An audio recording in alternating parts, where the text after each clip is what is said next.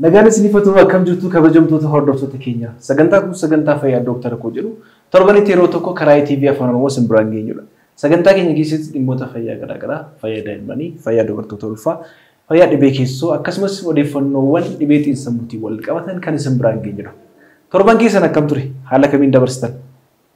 Baga nagaa fayyaa wal argina isin jechuun barbaada. Egaa kabajamtoota hordoftoota keenya sagantaan kun sagantaa fayyaa Dr. Koo jedhudha. Sagantaa kana immoo qopheessee kan isin dhiyeessu Dr. keessan Dr. Naafi Argeetudha. Egaa har'a immoo istiidiyootti keessummaa qabadhee isin dhiyaadhee jira. Dhimma fayyaa keessattuu dhibee sukkaaraan kan wal qabate. Dhimma dhibee sukkaaraatiin wal qabate waliin mari'achuudhaa fi keessummaan of biraa qabaa keessummaan keenya eenyu akka ta'e wal barree walitti deebina. Mee hordoftoota keenya wajjin duraan dursa baga nagaan dhufte isin jechuun barbaada.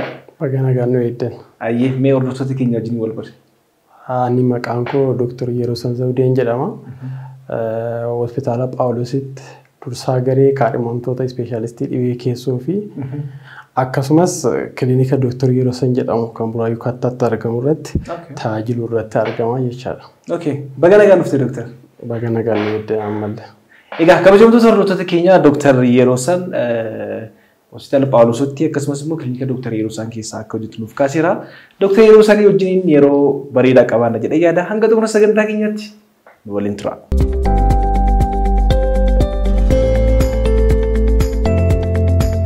Egaa Dr. Yerosan guyyaa irraa kan walii ilaallu waa'ee dhibee sukkaaraati. Dhibee sukkaaraa ilaalchisee egaa akkuma beekamu dhibeen sukkaaraa dhibee gosa daddarboo hin taane yookiin immoo non-communicable disease jalatti akka ramadamu addunyaa irraas namoota baay'ee akka inni miidhaa jiru kan quba qabnu biyya keenya keessattis namoonni baay'ee dhibee kanaan hubamaa jiru. Even dargaggoota illee dabalatee jechuudha namoota umuriin isaanii deebilee dabalatee. Waa'ee dhibee sukkaaraa ilaalchisee odeeffannoowwan dogoggoraa baay'een hawaasa keessa jiru. Gara booddeetti mi'aatis kaaftee haasoo dandeessa. Dhibeen sukkaaraa kun himtiyyuu maali kan jedhu. Sukkaara nuti nyaannu yookiin immoo shaayii waliin dhugnutu hanqateeti moo baay'ateeti jedhanii kan yaadan namoonni akkasii yaadanis jiru. Mee ibsuudhaa fi dhibee sukkaaraa jechuun maal jechuudha? Dhibee sukkaaraa jechuun akkuma dura kaasuu yaalte dhibee non-communicable disease ta'ee hormooniin qaama keenyaa keessatti argamu insuliinii jedhamu. Baay'inni isaa akka malee gadi bu'u yookiin immoo kanumti rajijii irraa oomishameyyuu faayidaa gahaa kennuu qabu osoo hin kennin gaafa hafu baay'inni sukkaaraa hidda dhiigaa keenya keessa jiru dabalaa deemuudhaan dhibee sukkaaraa kan jennu kana nutti fidaa jechuudha. Kanaaf dhibee sukkaaraa kun yeroo baay'ee namoota umuriidhaan ol ka'oo ta'an miidhus saala osoo addaan hin qoodiin umurii hundumarrattuu kan mul'atuu fi addunyaa kana hundarratti dhiibbaa guddaa uumaa kan jiru jechuudha. Egaa akkuma jettee dhibeen sukkaaraa rakkoo hir'ina hormoonii insuliinii akkasumas immoo hormooniin insuliinii yeroo inni itti qaama keessaa dhabamus kan dhibee dhufu ta'uu isaa nu kaaftetta. Rajijii kan jedhu kaaftetta. Insuliiniin oomishni isaa eessadha? Rajijii irraa oomishamu immoo rajijii kutaa rajijii keessa immoo bakka kamiidha kan inni oomishamu? Haala kamiin immoo fakkeenyaaf insuliiniin kuni sukkaara qaama keenya keessa jiru haala kamiin kan inni gara qaama seelii keenyaaf tishuu keenyaatti geessu? Rajijiin kutaa lama of keessaa qaba. Kutaaleen lamaan kun exocrine part and endocrine part jennee waamna. Isaan keessaa insuliiniin kutaa paartii endocrine jedhamu sun irraa kan oomishamu yoo ta'u isaanis seelota adda addaa of keessaa qabu. Pankiraasii yookiin immoo rajijii keessa jechuudha. Isaan keessaa alfaa seel, beetaa seel, gaamaa seel, deeltaa seel kan jedhaman ni jiru. Isaan keessaa beetaa seel kan jedhamu insuliinii oomishaa jechuudha. Seelii hormoonii insuliinii kana oomishu jechuudha. So hormooniin insuliiniin kun yeroo nyaata soorannu nyaanni soorannu karaa marrimaanii gara hidda dhiiga keenyaatti makama. Gaafa hidda dhiiga keenyaatti makamee jedhu ergaan kun gara rajijii keenyaatti deemaa jechuudha. Gaafa sukkaarri qaama keenya keessatti ol ka'u rajijiin ergaa kana erga argatee booddee insuliiniin akka oomishamu ta'a jechuudha. Oomishamuun insuliinii kana baay'inni sukkaaraa qaama keenya keessa jiru akka malee ol hin kaaneefis madaalli isaa eeggatee akka nuti godha. Eeyyoo. Kanaaf baay'inni sukkaaraa yookiin bilee gulukoosii jennuun qaama keenya keessa jiru gaafa dabalu insuliiniin paankiraasii irraa burquudhaan gara tiruu keenyaatti deemee sukkaara hidda dhiigaa keessa jiru kana bifa kuufamuu danda'u gara gilaayikoojiin jedhamutti jijjiiruudhaan akkasumas immoo seelii coomaa yookiin adipoos tiishuu jennu keessatti illee bifa faatiitiin akkasuma maashaalee keenya keessatti immoo bifa pirootiiniitiin akka kuufamuu fi isaan kaaniin immoo anniisaadhaaf akka itti fayyadamnu garasitti jijjiiruudhaan baay'ina sukkaaraa qaama keenya keessa jiru to'achuudhaaf nu gargaara jechuudha. Kanaaf gaafa dhibeen sukkaaraa nu qabu baay'inni hormoonii insuliinii qaama keenya keessa jiru akka malee waan hir'atuuf gara qaamolee keenya kan birootti illee akka hin kuufamnee fi akkasumas sukkaarri baay'inaan gahaan qaama keenya keessa jiraatus anniisaa gahaa dhiiga keessa jiraatus akka anniisaa gahaa akka fakkeenyaatti siif kaasuudhaaf dhibee sukkaaraa akka tanan ilaalu hoteela guddaa keessummeessitoota of keessaa hin qabne jedhee yaada. Nyaanni gahaan jiraatus namni keessummeessu yoo hin jiraanne yookiin immoo namni keessummeessu sun nama rincicaa yoo ta'e nama aktiivii hin taane nama rincicaa jechuudha. Yoo akkas ta'e tajaajila gahaa ta'e namoonni achi fayyadaman sun hin argatan. Kana jechuun seelonni qaama keenyaa nyaata gahaa ta'e waan isaan barbaachisu argachuu hin danda'anii jechuudha. Seelonni keenya anniisaa yookiin immoo enerjii barbaachisaa argatan jechuudha.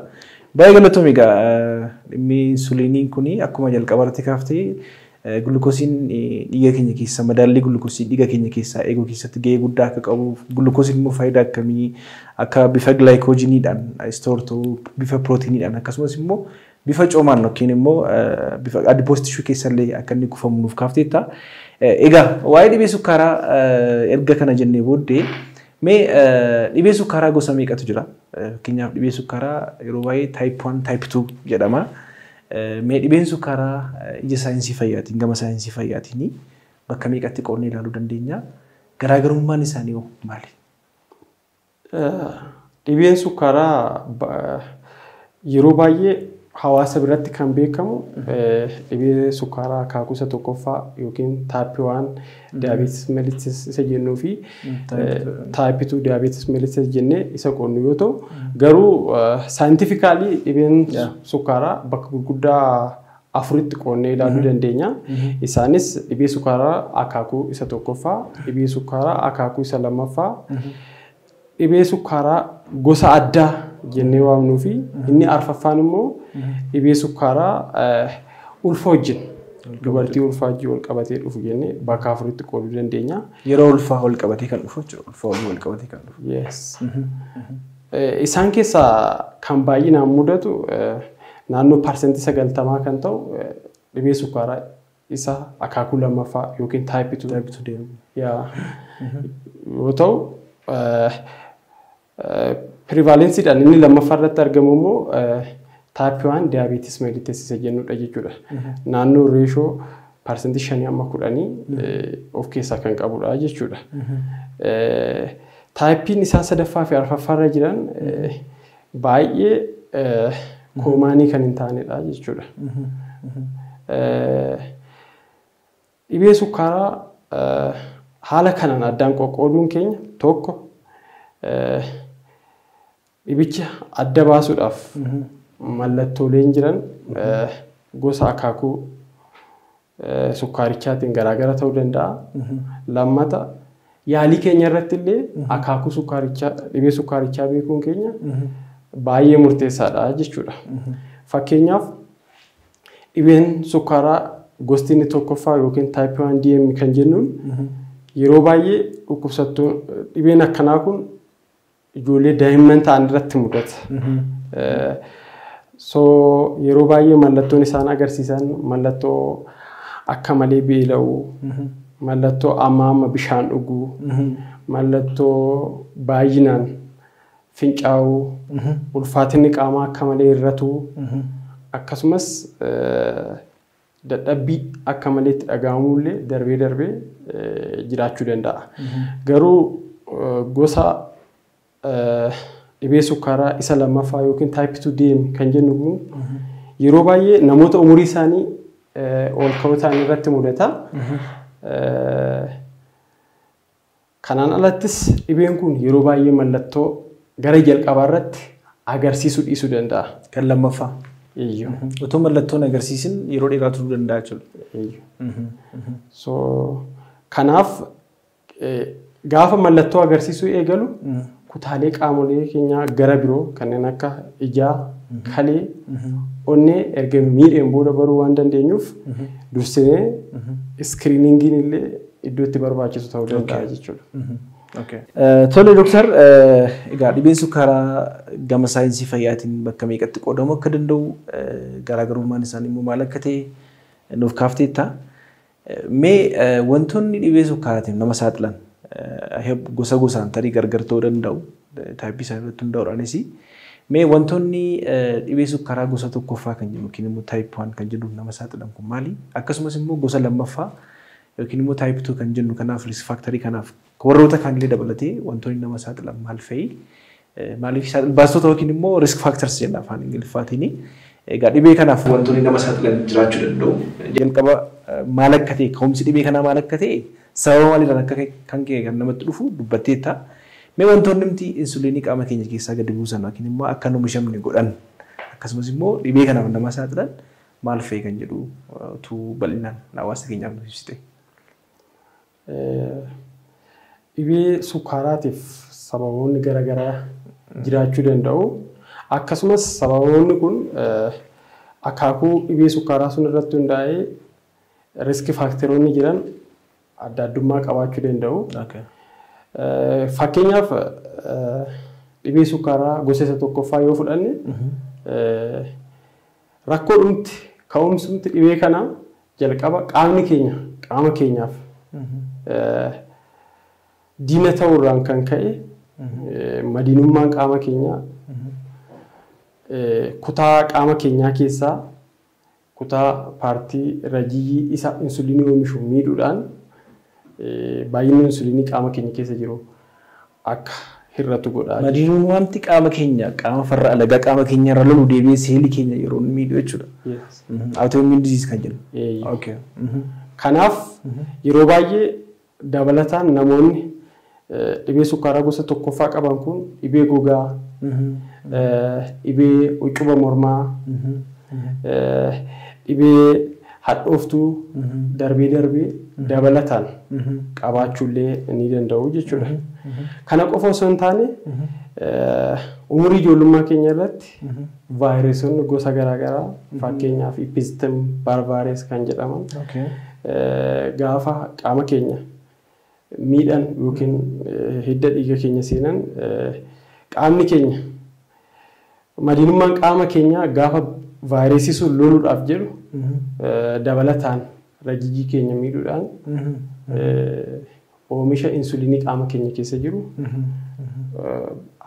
hir'atuu danda'a jechuudha. Akka inni hir'atu gochuu danda'a. So akaakuu isa lammaffaadhaaf riski faaktarii baay'ee jiraachuu danda'a. Isaanis tokko maatii keessa namni dhibee sukkaaraa qabu yoo jiraate keessattuu maatii gulantaa jalqabaarra jiran.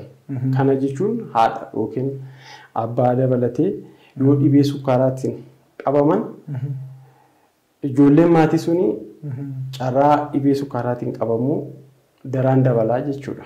Namoota kanarraa daraan dabala. Fakkeenyaaf yoo haati mucaa tokko dhibee sukkaaraa qabaatte carraa mucaan sukkaara qabaachuu hawaasa kaan yoo waliin madaalle harka 2-3 dabaluu danda'a. Yoo haadhaa fi abbaan qabaatan carraa harka 4-5 dabaluu danda'a jechuudha. Kana qofa osoo hin taane fakkeenyaaf ijoolleen lakkuulee ta'an keessaa tokko dhibee sukkaaraatiin yoo qabame Carraa mucaa ishee biraa sun qabamu sun parsentii 90 oli. So lakkoolee wal fakkaatu moo lakkoolee hundumaati? Identical twins kan jedhamu immoo warra lakkoolee warra wal fakkaatu irratti baay'ee mudata. Kana malees haalli jireenya hawaasaa keenyaallee dhibee sukkaaraatiif saaxiluu danda'a. Isaan keessaa haala sosochii qaamaa gaata yoo gochuu baanne haala soorannaa nyaata keenyaallee murteessaadha.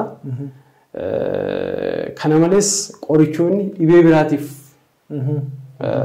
nuti fudhannu dhibee sukkaaraatiif nu saaxiluu danda'u jechuudha.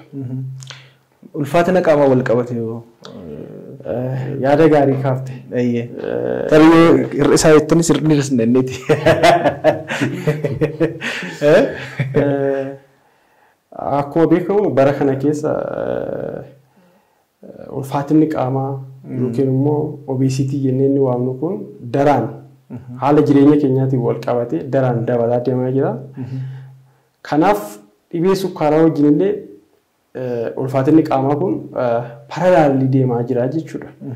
Kanaaf akka malee ulfaatinni keenya dabaluun dhibee sukkaaraatiif baay'ee nu saaxila.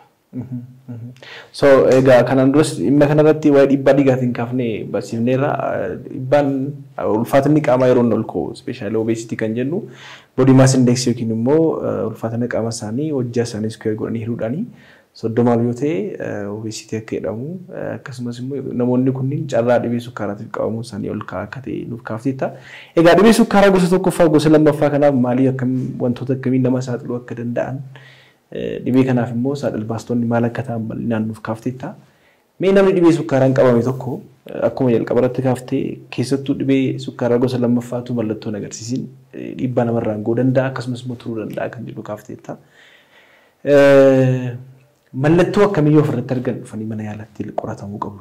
Fakkeenyaaf namni tokko dhibee sukkaaraa qaba kan jennu mallattoon agarsiisu jiraachuu danda'a. Akkuma jalqaba irratti kaafte immoo gosa lammaffaa mallattootu agarsiisuu dheeraa turuu danda'a. Mee mallattoon dhibee sukkaaraa namni tokko dhibee sukkaaraan qabamuusaa yookiin immoo dhibee sukkaaraaf saaxilamuusaa kan agarsiisu mallattoo akkamiiti? Namni dhibee sukkaaraatiif qorannoo gaggeessuu kan qabu akaakuu dhibee sukkaarichaa irratti hundaa'a. Dhibee sukkaaraa isa duraa irratti yoo ta'e yeroo baay'ee akkuma dura siif kaasuu yaale akka malee beela'uu bishaan hamma dhuguu baay'inni fincaanii akka malee jiraachuu akkasuma immoo darbee of wallaaluun yookiin haala naannoo isaanii jiru beekuu dhabuudhaan diaabeetik keetoo asidoosis isa jennu jechuudha. Akkas ta'anillee gara mana yaalaatti dhufuu danda'u jechuudha. Dhibeen akaakuun duraa kun yeroo baay'ee baay'inaan umurii waggaa 30 gaditti kan mudatu yoo ta'u namoonni mallattoolee akkanaa agarsiisan gara mana yaalaa dhiyeenyatti argamu irratti deemuudhaan ilaalamuu danda'u jechuudha. Garuu dhibee sukkaaraa isa gosa lammaffaatti yoo dhufne yeroo baay'ee namoota umurii isaanii ol ka'e namoota ulfaatinni qaama isaanii yookiin obesitii jennee isa waamnu sun akka malee dabale irratti kan mudatu yoo ta'u yeroo baay'ee mallattoo agarsiisan. Kanaaf jecha waldaan sukkaaraa Ameerikaa namoota akkamiitu dhibee sukkaaraa gosa lammaffaa kanaaf laallamuu qaba kan jedhu waan tarreesse qabaa jechuudha. Kanaaf namni ulfaatinni qaama isaa akka malee ol ka'e body mass indexiin isaa 25 ol yoo ta'e fi dhiibbaan dhiigaa isaa yoo ol ka'e namni kun sukkaara qoratamuu qabaa jechaadha.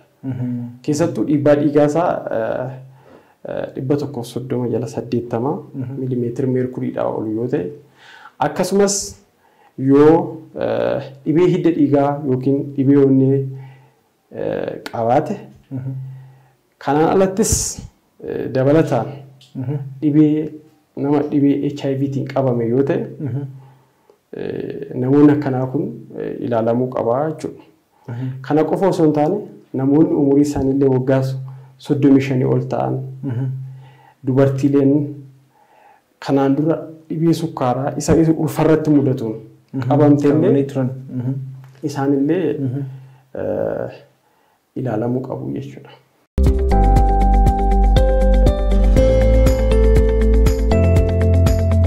Dr. Baay'ee Galatoomii egaa amma tuqaa muraasa nuuf kaasuudhaaf yaalteetta especially furdina yookiin immoo obesiitiidhaan dabalataan namoonni akkamii dursanii ilaalamuu akka qaban yookiin immoo dhibee sukkaaraa kanaaf qoratamuu akka qaban nuuf kaafteetta. Egaa kanaan duras hordoftoonni keenya akkuma beekanii dhimma dursanii ilaalamuu yookiin meedikaal cheekaappii gochuun faayidaa akkamii yookiin immoo bu'aa akkamii akka nuuf qabu kanaan dura kaafnee haasofneerra. Keessumattuu dhibeewwan daddarboon taane kan akka yeroo ammaa kana bal'inaan babal'achaa jiran dhibeewwan dhiibbaa dhiigaa ol ka'aadhaa fi dhibee sukkaaraa ittisuu keessatti gahee guddaa akka inni qabaatu yookiin dursanii ilaalamuun faayidaa akkamii akka inni qabu kaafneerra maaliifi jalqaba irratti akkuma kaafne egaa dhibeen sukkaaraa gosa lammaffaatu mallattoon agarsiisin dhiibbaa qaama keenyaan illee gahuu danda'a jettee kaafteetta. Dhiibbaa gurguddaan irraan gahuu danda'atu mallattoon agarsiisin. Kanaaf immoo furmaanni dursanii utuu mallattoon agarsiisin namni kamiyyuu utuu ilaalamanii gaariidha kan jedhu yaada kaafna. Mee dhibee sukkaaraa keessattuu dhibee sukkaaraadhaaf namoota akkamiitu dursee ilaalamuu qaba? Fakkeenyaaf namoonni kunniin dhibee sukkaaraaf saaxilamuu danda'u yookiin immoo namoonni kunniin sadarkaa akkasiirra jiranii utuu dhibee sukkaaraadhaaf deemanii qoratamanii gaariidha jettee kan yaaddu namoota akkamiiti? Galatoom Dooktar. Dhibee sukkaaraa yoom dursinee ilaalama kan jedhuuf keessattuu namoota ulfaatinni isaanii yookiin obesitii jennee isa waamnu jechuudha. Akka malee ulfaatinni isaanii gaafa ol ka'u body mass index isaanii 25 kiloogiraam per meetru square ta'ee dhiifama si qabuudhaa fi wayyaa yaadachiisuudhaa fi egaa body mass index jechuun hawaasa keenyaaf ibsuudhaaf ulfaatina qaama keenyaa fakkeenyaaf kiiloon koo 80 yoo ta'e hojjaan koo dheerinni koo meetiraan fakkeenyaaf man 1.75 yoo ta'e yookiin 1.7 yoo ta'e 1.7 square goonee 80 irraa 1.7 square goonee fayyadamna jechuudha. Hordoftoonni keenya kanaan duras bal'inaan isiniif ibseera. Kiiloon keessan amma fakkeenyaaf kiiloon keessan meeqa? Kiiloon keessan 60 yoo ta'e ajennu kiiloo 60 jettanii kaa'attu. Dheerinni keessan hoo? Fakkeenyaaf dheerinni kan keessan ankoo amma 1.84 dha. 1.84. Gabaabaa isinitti fakkaachuu hin danda'a. 1.84 1.84 baay'isuu 1.84 rizaaltiin fiduu kaalkuleet godhannee kaa'annaa achi booddee maal goona kiiloon kan koo fakkeenyaaf 80 ta'e 80 hiruu 1.84 baay'isuu 1.84 jechuudha. Dheerina keessan sana iskeer gootanii kin baay'istanii maaliif hirama jechuudha ulfaatina qaama keenyaatiif yookiin immoo kiiloodhaan kan jiru hirama jechuudha. Kanaaf kanan gidduutti si dhaabee kaala kanaan namoonni BMI isaanii yookiin body mass index isaanii 25 ol ta'e. Yes. Namoonni BMI isaanii 25 ol ta'e dabalataan wanni nama tarreessu kana yoo qabaatan cheekaappii gochuu qabu jechuudha. Tokko dhiibbaa dhiigaa isaanii yoo ol ka'e inni gubbaa 130 inni jalaa immoo 90 ol yoo ta'e 80 ol yoo ta'e lammaffaa dabalataan dhibee onnee yookiin immoo dhibee hidda dhiigaa yoo qabaatan cardiovascular disease jennee isa waamnu jechuudha. Inni kan biraa haala jireenya hawaasummaa yookiin life style isa jennu jechaadha. Namoonni sosochii qaamaa hin goone namoonni haala soorannaa isaanii hin sirreessine fi ulfaatina qaban kun mana yaalaa deemanii dhibee sukkaaraatiif ilaalamuu akka qaban waldaan dhibee sukkaaraa Ameerikaa kana lafa kaa'ee jira jechuudha. Yookiin Ameerikaa Diabetic Association an jennu jechaadha. Asirratti namoota sosochii hin goone yeroo haala jireenya keenya gaafa laallu namoota baay'een even namoonni baay'een konkolaataa manaa ba'anii konkolaataa keessa seenu achi booda deemanii dhaqanii biiroo taa'u konkolaataa seenu manatti galu. Kan yeroo dheeraa utuu socho'een turru baay'een namootaa jirra. Dabalataan immoo akkasumas immoo namoonni yeroo dheeraa shufeeronni konkolaachistoonni kanneen yeroo dheeraa ofiisii keessa taa'aa turan sa'aatii 2 ilqamiin 11 achi booda manatti dadhabeedhanii manatti galanii kan boqotan jiru. I think haalumti jireenyi keenya mataa isaa dhibee kanaaf Especially haalli nuti itti jiraannaa dhibee kanaaf waan nu saaxilu natti fakkaata. Baay'ee. Haalli sochii qaamaa nuti goonu dhibee sukkaaraa fiduu irratti dhiibbaa olaanaa ta'e qaba. Kun qorannoowwan garaagaraatiinis mirkanaa'anii jiru.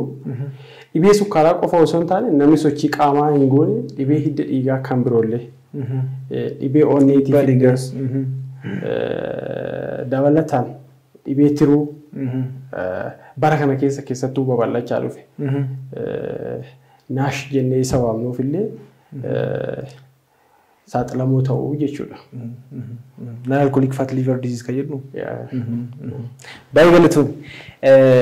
Egaa namoonni dabalataan ammallee namoonni maatii isaanii keessa dhibee sukkaaraa qaban fakkeenyaaf leessee maatii koo keessa abbaan koo yoo qabaate qoratamuu qaba yeroo akkamiidha kan qoratamuu qabu. Kun ulfaatinni qaamaa ol ka'ee yoo seenaan dhibee sukkaaraa maatii keessa jiraate namni sun ilaalamuu qaba jechuudha.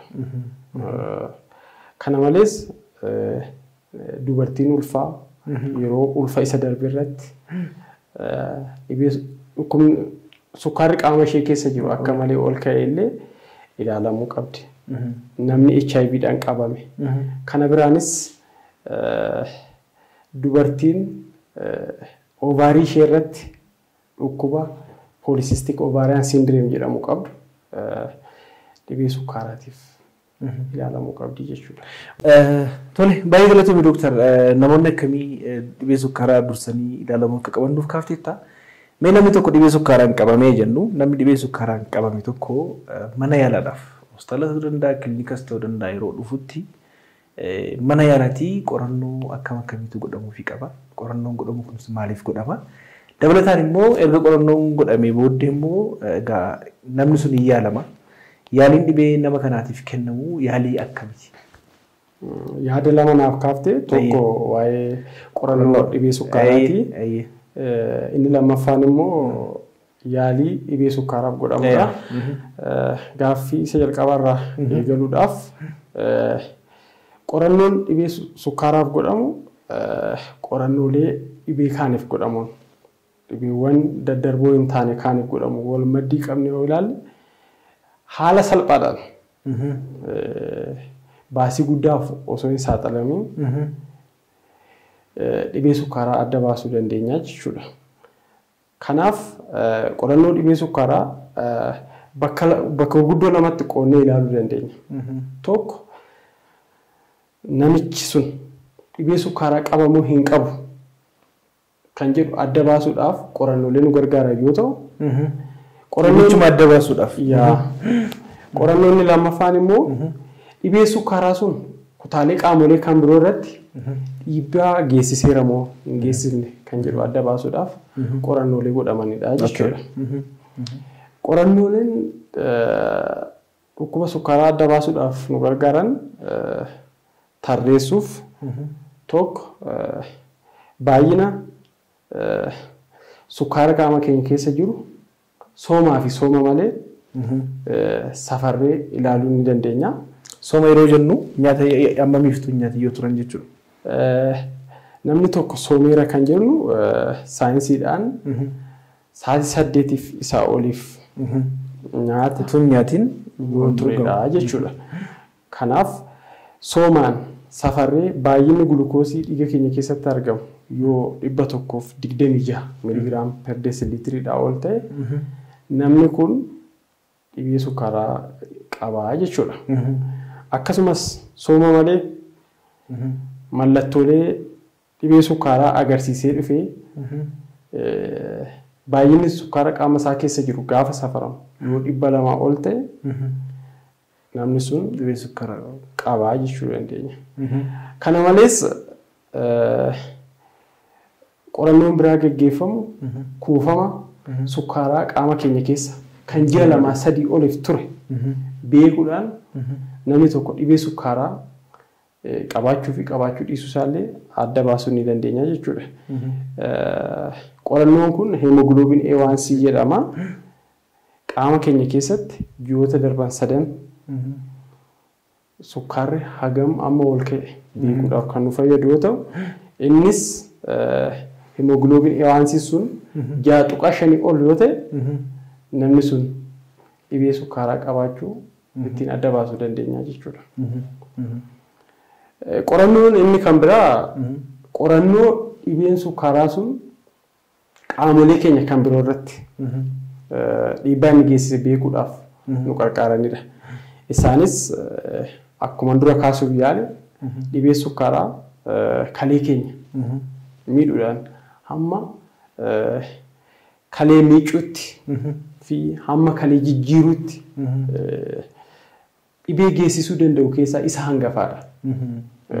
Kanaaf namni tokko dhibee sukkaaraatiin gaafa qabamu keessattuu dhibee sukkaaraa isa gosa lammaffaa yoo ta'e dafeenuu keessatti waan hin mul'anneef kalee isaallee dhiigarraa akkasuma immoo fincaan irraallee ilaalamuu qabaa jechuudha. Akkasumas onnee keenya ilaalamuu qabna, ija keenya ilaalamuu qabna. Dabalataan mallattoolee agarsiifnu irratti hundoofnee immoo qorannoowwan garaagaraa hidda dhiigaa wajjin wal qabatan illee ni taasifnaa jechuudha. Kanaaf qorannooleewwan kun haalaa fi seera ittiin taasifaman qabu. Nama akaakuu isa lammaffaa qabuuf akkuma dhibeen sun adda baafameen qorannoon kun waggaa waggaadhaan adeemsifamuu qabaa jechuudha. Kanaaf namni dhibee sukkaaraa isa gosa lammaffaa qabu kaleessaa waggaa waggaadhaan, ija isaa waggaa waggaadhaan akkasumas immoo haala narviin isaallee irra jiru waggaa waggaadhaan ilaalamuu qabaa jechuudha. Garuu akaakuu isa gosa tokkoffaa yoo ta'e qorannoon kun kan eegalu waggaa 5 booddeedha. Waggaa 5 booda waggaa waggaadhaan ilaalamuu qabaa jechuudha. Tole galatoomii yaalli isaa maal fakkaata? Namni tokko dhibee sukkaaraan qabamuusaa erga ilaalamee booddee akkasumas immoo qaama biraa irratti yookiin immoo qaamolee biraa irratti dhiibbaa geessisuusaa erga ilaalamee booda yaaliin hin kennamaaf. Yaaliin kennamu maal fakkaata? Yaaliin kennamu gosa dhibee sukkaarichaa irratti akkasumas haala dhibeen sukkaaraa sun irra jiru irratti dabalataan immoo dhibee sukkaaraa sun miidhaa kutaalee qaamolee biroo irratti geessise irratti hundaa'uudhaan tajaajila yaalii garaagaraa kennuun ni danda'ama jechuudha. Kanaaf yaalii dhibee sukkaaraa bakka lamatti qoodnee ilaaluu dandeenya. Yaalii qoricha malee fi yaalii qorichaan godhamu faarmaakoloojii teraappii and non faarmaakoloojikaal teraappii jennee isa waamnu jechuudha. Kanaaf yaalii qoricha malee godhamu baay'inaan laayif istaayilii nama dhibee sukkaaraa ittiin qabame haala jireenya isaanii fooyyessu. Haala jireenya isaanii fooyyessuudhaan keessattuu sosochii qaamaatiin wal qabatee gochuu qabu sochii qaamaa. Sosochii qaamaatiin wal qabatee rikoomandii kan godhamu namni tokko torban tokko keessatti sa'aatii 100 daqiiqaa 150 ol exercise gochuu qabaa jechuudha. Minimum guyyaa 3 hanga 5 torban keessatti waliigalaan daqiiqaa 150 oliif sosochii qaamaa taasisuu qabaa jechuudha. Kana malees haala nyaataa irratti namni dhibee sukkaaraa qabu haala nyaata isaallee ogeessa dhimmi isaa ilaallatu waliin mari'achuudhaan sirreessuu qabaa jechuudha. Kana yoo jennu kan rikoomendii ta'u barteeleen kanaan dura turan namni dhibee sukkaaraa qabu nyaata sukkaara qabu sooratuu hin qabu kan jedhudha. Garuu rikoomendii kan godhamu parsentii 30-40 kaarbohidireetii, parsentii 30 pirootinii, parsentii 30 liipidii namni tokko sooratuu qabaa jechuudha. Haa ta'uutii dabalataan namoonni dhibee sukkaaraa qaban dhibee dabalataallee waan qabaniif uffanni tokkichi nama hundaaf hin ta'u haala nyaata isaanii irratti. Kanaaf namaa namatti haalli nyaanni itti rikomendi godhamu garaagarummaa qabaachuu illee ni danda'a jechuudha. Nyaatolee rikomendi godhaman yeroo baay'ee nyaatolee kuduraa fi muduraa midhaan isaan kun kan rikomendi ta'an yoo ta'u akkasumas complex carbohydrate illee carbohydrate isaan xaxamoo jedhaman sooratuun ni danda'ama. Garuu amma danda'ameen carbohydrate isa salphaa jedhaman irraa of qusachuun barbaachisaadha jechuudha. Isaan kun yaalii dhibee sukkaaraa qorichaan ala taasifamanidha. Kana malees ulfaatinaan wal qabatee sosochiin qaamaa nuti goonu kun yoo xiqqaate kiiloo 10 ol parsentii 10 ol yoo hirribne ulfina qaama keenya parsentii 10 ol hirribne dhibee sukkaaraa to'achuu ni dandeenya jechuudha. So kan biroo yaaliin kan biraa kan kennamu yaaliin kan biroo yaalii qorichaa fi bifa limootiin kennamudha. Gosa dhibee sukkaaraa gosa isa tokkoffaa irratti akkuma jalqaba kaafne irratti insuliiniin qaama isaanii keessa jiru baay'ee gadi bu'aa yookiin immoo ciruma dhabamuudhaan kan dhufe waan ta'eef yaaliin isaaniif taasifamu insuliinii dhukkubsatichaaf kennuudhaani. Insuliiniin kun gosoota garaagaraa qabu. Daqiiqaa muraasa keessatti kan hojjetan jiru. Sa'aatii 2-3 kan fudhatan ni jiru. Guyyaa guutuu si'a tokkicha kennamee kan hojjetan ni jiru. Isaan fayyadamuudhaan gosa dhibee sukkaaraa gosa tokkoffaa yaaluu dandeenya jechuudha. Kana qofa osoo hin taane namoota dhibee sukkaaraa gosa isa lammaffaa qabaatanii yoo sukkaarri kuusaa sukkaara qaama isaanii keessaa akka malee ol ka'e ammallee carraa insuliinii fayyadamuu akaakuu isa lammaffaa irratti jiraachuu danda'a jechuudha. Gara akaakuu lammaffaatti yoo dhufe yaaliin isaa baay'inaan qorichaan kennama. Innis qorichoota garaagaraatu jiru. Filannoon qorichoota kanneenii dhibee dabalataa inni qabu irratti hundaa'uudhaan. Fakkeenyaaf nama dhibee sukkaaraa qabaatee dabalataan dhibee kalee qabu yookiin nama dhibee sukkaaraa qabaatee dabalataan dhibee onnee qabuuf qorichi nuti jalqaba irratti filannu garaagarummaa qabaachuu danda'a jechuudha. Baay'ee galatoomii dhook. So egaa yaaliin isaa maal akka ta'e yaaliin gosa akkamii akka kennamus nuuf kaafteetta. Yaalii kanan dabalatatti namoonni dhibee sukkaaraa qaban keessumattuu namoonni baay'een dhibee sukkaaraan hubamaniiru. Jalqaba irratti haala biyya keenya keessa jiru maal fakkaata? Namoonni dhibee sukkaaraan qabaman maal fakkaatu? Prevalence isaa lolu maal fakkaata? Lammaffaan immoo akkuma kana immoo namoota dhibee sukkaaraa qabaman kunniin haala itti fayyadama qorichaas ta'uu danda'a. Yeroo baay'ee namoonni baay'een haala itti fayyadamatti marfee yookiin mul'ilmee kennamu isaallee akka itti fayyadama isaallee karaa dogoggorataan kan fayyadaman jiru. Dabalataan immoo wanti isaan gochuu qabanii fi gochuu hin qabne keessattuu namoonni dhibee sukkaaraan qabaman kunniin maal fa'i? Haala fayyadama qorichaa yookiin limmootiin wal qabatee keessattuu insuliinii haala fayyadama insuliinii irratti insuliiniin karaa garaagaraatiin kennamuu danda'a. Insuliiniin karaa yeroo itti karaa hidda dhiigaatiin kenninu ni jira. Yeroo nuti itti gogaa jalaan kenninu ni jira.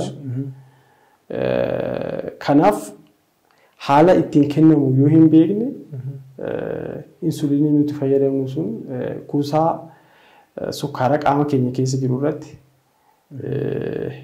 to'annoo hagas mara fiduu dhiisuu danda'a jechuudha. Kanaaf ogeessa yaaluu sun irraa akkaataa itti insuliinii fayyadamu dhukkubsataan tokko hubachuu qabaa jechuudha. Kanaan wal qabatee yeroo baay'ee akka biyya keenyaatti insuliinii sadarkaa manaatti fayyadaman irratti yeroo baay'ee gogaa jalaan kennama.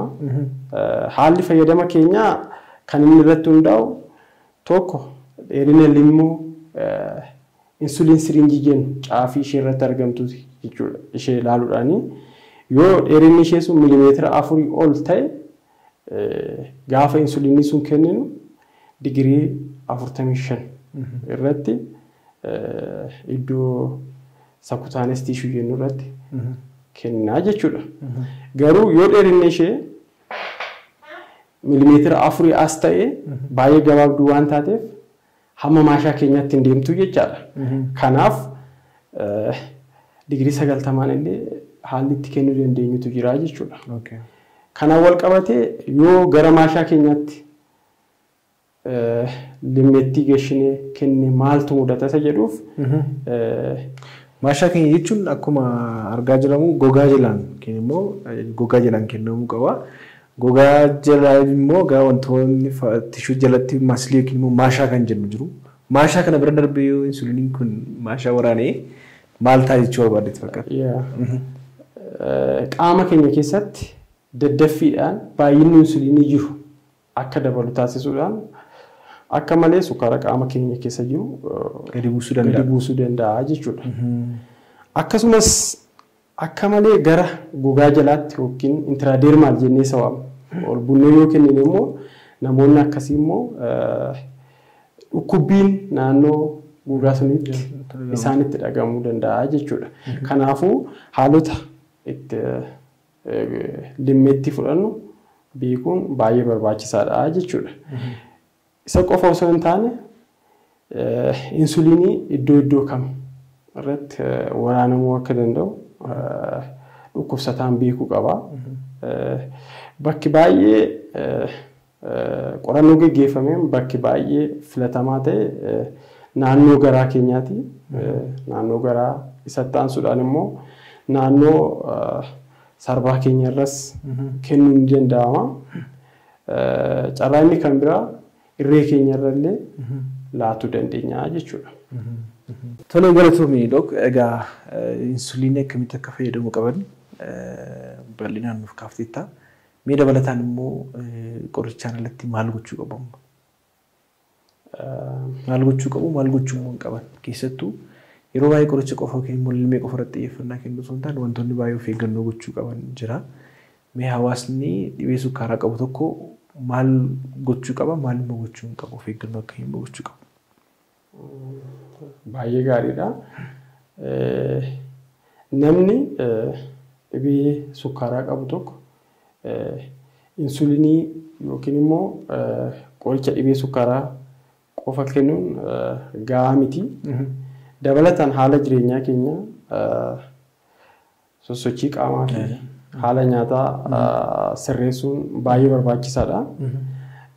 Kana qofa osoo hin taane haala yaalii sun keessatti dhukkubsataan aktiivili ingeej akka godhu ogeessa fayyaa sun waliin marii cimaan geggeessuudhaan yaala barbaachisu maaliif akka yaalamu yeroo tokko tokko dhukkubsattoonni keenya qoricha jalqabanii saatii ta'een booda addaan kutu. Sababaan addaan kutaniif tokko maaliif akka yaalaman goolii jiru sirriitti understand waan hin gooneefi jechuudha. Kanaaf waliin mari'achuu qabu sirriitti. Kanaaf gaafa qoricha hamma kennamuuf sun dabalu yookiin hirribnu maaliif akka hirribne ogeessi fayyaa yaalu sun hubachiisuutii qaba. Akkasuma dhukkubsataa sun illee waan sun hubatee hojiirra oolchuudhaan kuusaa sukkaaraa qaama isaanii keessa jiru to'achuudhaan komplikeeshinii dhufan yookiin dhiibbaalee kutaa qaamolee biroo irratti dhufan sun ofirraa to'achuun ni danda'ama jechuudha.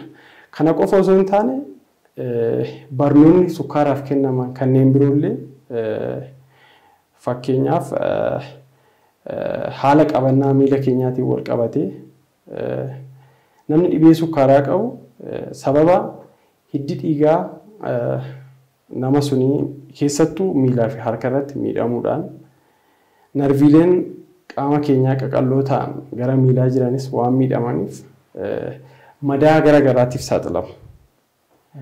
Madaalee kanneen ittisuudhaaf wanteen godhamuu qaban foot care jennee kan waamnu ni jiru jechuudha. Isaanis kophee filachuudhaan kophee saayiziin isaa garmalee guddaas yookiin immoo garmalee xiqqoo hin taane godhachuu dhiisuu yeroo hunda haala danda'ameen kophee bakka hundattuu kaawwachuu madaa xiqqoo uumameef dafanii ogeessa fayyaa mariisisuu baay'ee barbaachisaadha jechuudha. Baay'ee galatoomii Dook. Mee dhumarratti dhibeen sukkaaraa yoo hin to'atamne qaama keenya baay'ee irra miidhaa geessisuu danda'a. Mee dhibeen sukkaaraa hin to'atamne miidhaa akkamii qaama keenya irraan geessisuu danda'a kan jedhu. Dhibeen sukkaaraa yoo hin to'atamne tokko kalee keenya miidhuu ni danda'a. Kalee keenya irratti dhibee kiroonik kidney disease jedhamu fiduudhaan kaleen keenya akka hojii isaa dhaabu. Kanaaf keemikaalonni xuraa'oon qaama keenya keessa jiran salphaatti qulqullaa'ee akka hin baane taasisaa jechuudha. Kun immoo daataadhuma addunyaa yoo ilaallu namoota dhibee kalee ture qaban baay'een isaanii sababa dhibee sukkaaraatiin jechuudha. Wanta salphaatti qorichaa fi limmeen to'achuu dandeenyu kufaatii kalee keenyaatiif nu saaxilti jechuudha. Kana malees jaamina ijaa kutaa ijaa qaama keenya keessaa isa gara keessaatti argamu miidhuudhaan raatinaa isa jedhamu miidhuudhaan hamma jaaminaatti nu dhaqqabsiisuu danda'a jechuudha. Kana qofa osoo hin taane namoonni dhibee sukkaaraa qaban dhibee onneetiif baay'ee saaxilamuudha. Keessattuu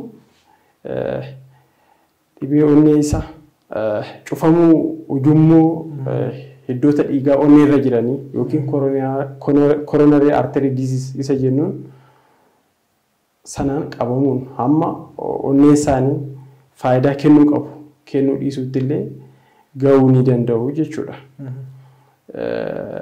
Egaa dhibeen sukkaaraa isaan kana qofa osoo hin taane kutaa qaamolee keenyaa hedduu kan biroollee kanneen akka garaachaa, marrimmaanii ni miidha. Kana qofa osoo hin taane narviilee qaama keenya keessatti argaman miidhuudhaan mallattoolee akka miilli keenya of wallaaluu akka limmootiin waraanamuu nutti dhaga'amuu agarsiisuu ni dandeenya jechuudha. Duuduufaa. Miilli keenya baay'ee haduudhaan almost dhukkubsattoonni parsentii 50 ol ta'an dhukkuba narvii kana ni horatu jechuudha. Baay'ee galatoomii Dook. Dhumarratti wantan kaasuu barbaadu yeroo ammaa kana miidiyaa garaa garaattis namoonni even ogeessotuma fayyaa ta'anii illee fakkaatanii kan dubbatanis namoonni kaanis jiru. Dhibee sukkaaraa irraatii nyaataa fi sochii qaamaa ni fayyama, completely ni fayyama. Jedhanii kan dubbatanii uummanni baay'een qoricha dhiisee yookiin lilmee fudhatu dhiisee amma sadarkaa komplikeet gochuutti kan ga'e baay'een isaanii jira. Garuu jalqaba irratti akkuma kaafne qoricha kanaan dabalatatti illee yookiin immoo namni insuliinii fudhataa yoo ta'e qorichas fudhataa yoo ta'e sochii qaamaa gochuun barbaachisaa akka ta'e ispeeshaalee to'achuu keessatti gahee guddaa qabaatu dubbatteetta. Garuu immoo completely fayyuu hin danda'ama jedhanii kan dubbatanii namoonni baay'een kan qoricha dhiisan jiru. Yookiin immoo baala akkasii bulbultee yoo dhugde hin fayyita jedhanii kan immoo miidiyaa garaa garaattis gara sooshaal miidiyaatti kan dubbatanii namoonni burjaajessaa jiranis jiru. Mee dhuguma dhibee kanarraati completely sochii qaamaadhaaf nyaata qofa sirreeffachuudhaaf fayyuu ni danda'ama kan jedhu. Kana wal qabatee gabaabsee deebisuudhaaf haga sa'a kanaatti haga qorannoo haga ammaa jirutti namni dhibee sukkaaraatiin qabame tokko haala jireenya isaatiin yookiin immoo baala adda addaa fayyadamuudhaan dhibbaan dhibbaa dhibee sukkaaraarraa fayyuun hin danda'amu. Haa ta'uti haala jireenyaa keenya fooyyessuudhaan keessattuu haala nyaataa ulfaatina qaamaa hir'isuudhaan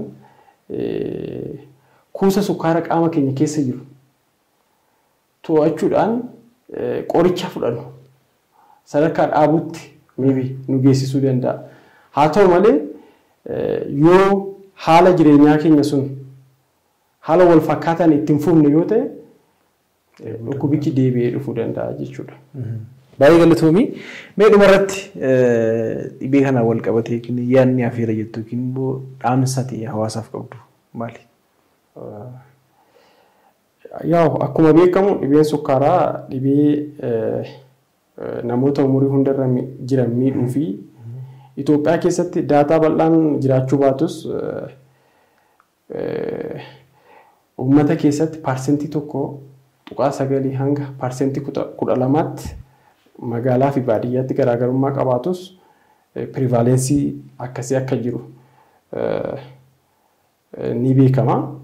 Kanaaf uummanni keenya keessattuu mallattoolee yookiin dhibeewwan akka dhibee sukkaaraatiif qoratamu nu taasisan yoo isaan irratti mul'ate dafanii mana yaalaa dhiyeenya isaan irratti argamu deemuudhaan ilaalamuun balaa hamaa akka kufaatii kalee miidhamuu onnee dhibee narvii fi kan biroo irraallee salphaatti bilisa ta'uu danda'u jechuudha. Baay'ee galatoomii Dooktar istiidiyoo keenyatti argamtee dhimma dhibee sukkaaraatiin wal qabatu odeeffannoo wayitaa fi odeeffannoo bal'aa hawaasa keenya waan latteef guddaa galatoome. Isinis galatooma. Egaa kabajamtoota hordoftoota keenya sagantaa keenya guyyaa irraa keessatti dhimma dhibee sukkaaraa ilaalchisee dhibeen sukkaaraa maal akka ta'e maaltu nama saaxila mallattoo akkamii agarsiisa yaalli isaa maal fakkaata kan jedhu turtii nuti Dooktar yeroo sanii waliin goone kana fakkaata. Sagantaa keenya irraati barumsa guddaa akka argattan abdii guddaan qaba torban mata duree biraatiin hangalutti deemnutti nagaan nuuf turaas ni jenna sagantaa kana qopheessuudhaan immoo kan isin waliin ture Dooktara keessan Dooktar Naaffii Argeetudha fayyaan dhabina.